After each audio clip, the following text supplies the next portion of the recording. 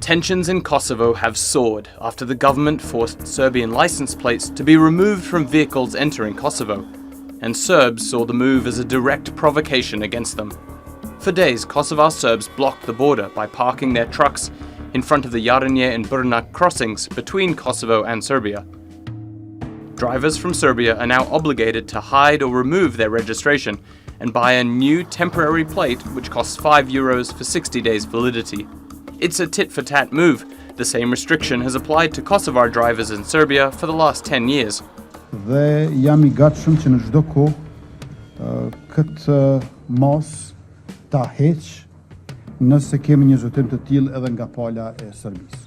Pra nuk është që ne I gëzohemi tabelave të përkohshme, ne do të dëshironim që as Serbia as Kosova të mos kenë fare tabela të përkohshme, por të mundësohet qarkullimi I lirë dhe pa vonesa I gjithë qytetarëve. But Serbia called Kosovo's move criminal and responded by sending tanks and fighter jets to the border. Smatramo neprimerenim izjave u kojima se Beograd I Priština izjednačavaju I krivica prebacuje na obe strane. Srbija je uvijek spremna da nastavi dijalog u Briselu, ali neće da prihvati rešenja nametnute jednostranim kriminalnim akcijama. The High Representative of the EU for Foreign Affairs has called on both nations to unconditionally de-escalate the situation and called any further provocations and actions unacceptable. Talks mediated by the EU aimed at resolving the long-standing dispute between Serbia and Kosovo are underway, but have made little progress so far. EU membership for both countries depends on normalizing their relations. But this latest escalation has showed once again how difficult it is to overcome the painful legacy of the past. Seventh time the Serbian armed forces has gone into the state of combat readiness, as it was explained by the authorities. It was the seventh time in 5 years that we have seen this state of Serbian army and police. It has never led further than this. So we have seen situations that are similar like this, and it's always the reason for getting the armed forces into state of combat readiness is the reason to protect the Serbian minority in Kosovo, as the officials in Belgrade explain. On the other side, the officials of Kosovo say that they're not responsible for raising tensions, that it's actually local criminals and gangs in the north of Kosovo who run the barricades and who raise the tensions that are supported by the officials in Belgrade.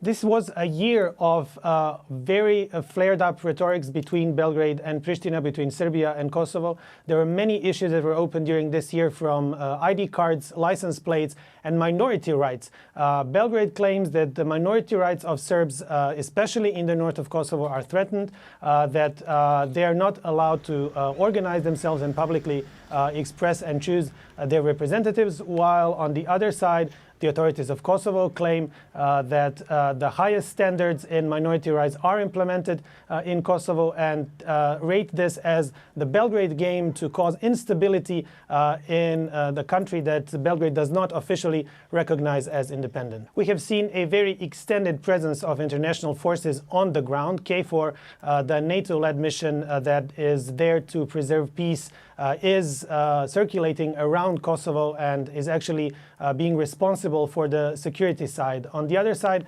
Kosovo authorities have accused Belgrade of siding with Russia in the war in Ukraine, and that Belgrade is officially using the same methods that Russia was using in Ukraine in the previous years. The officials of Serbia deny that, and they claim that they're only protecting the rights of Serbian minority. Apart from the tensions this year, we have seen also several meetings between the political leaderships of Serbia and Kosovo, organized in Brussels in a EU-led dialogue.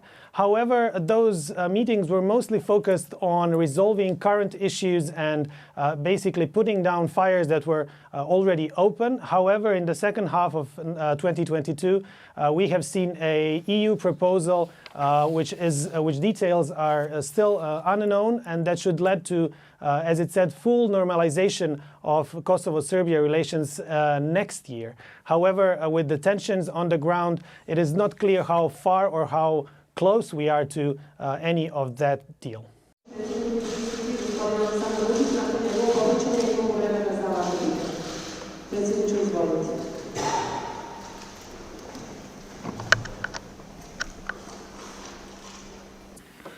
Mi, ponavljam, nikakvih iluzija nemamo da oni to neće prihvatiti.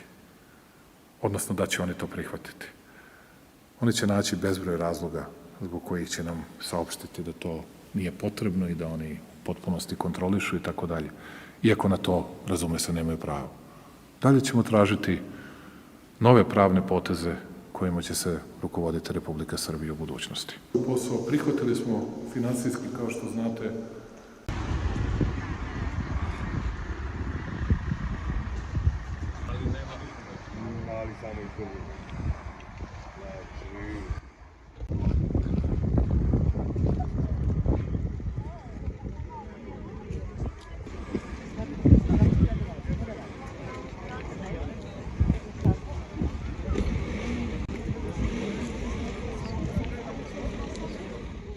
Priština će 15. zvanično sa velikim fanfarama u Briselu podneti zahtev za članstvo u Evropskoj uniji.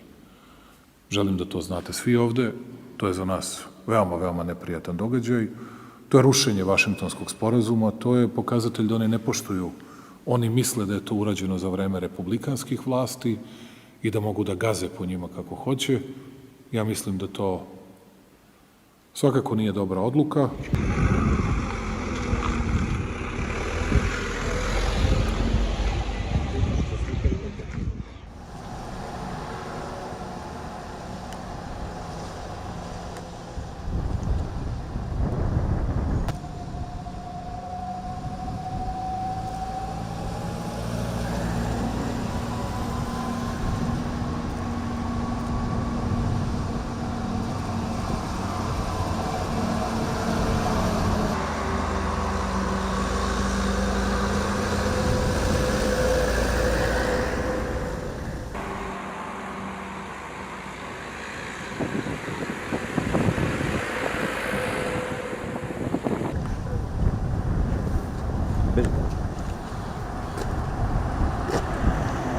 Kosovo is one of the youngest countries in the world. It gained its independence from Serbia after a bloody war.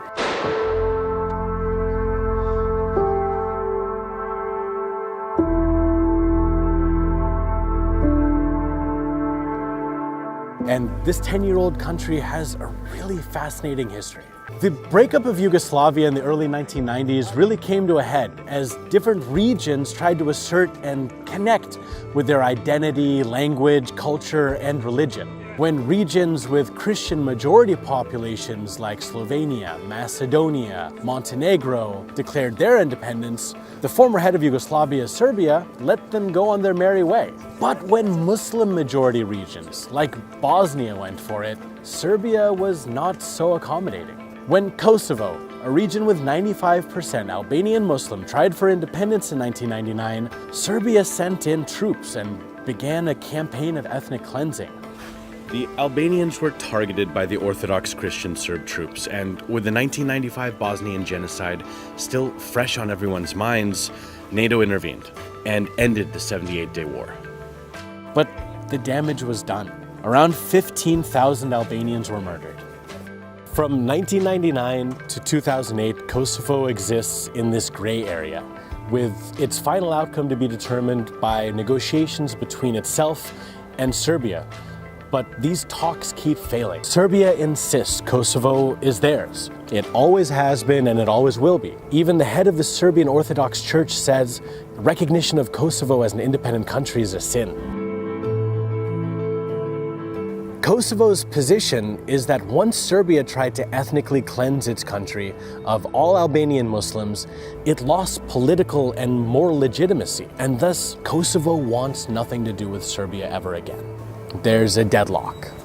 Then in 2007, this guy, Martti Ahtisaari, an ex-Finnish president and UN special envoy to Kosovo, helped negotiations along and made a series of recommendations. Like, if Kosovo wants to be independent, it could never unite with the Albanians in Albania.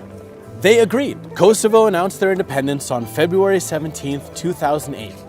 And since then, about half the world, including Albania, Turkey, and the US, have recognized it. But Russia, Serbia, China, and many others still don't. And 10 years on, this young country is still struggling for recognition.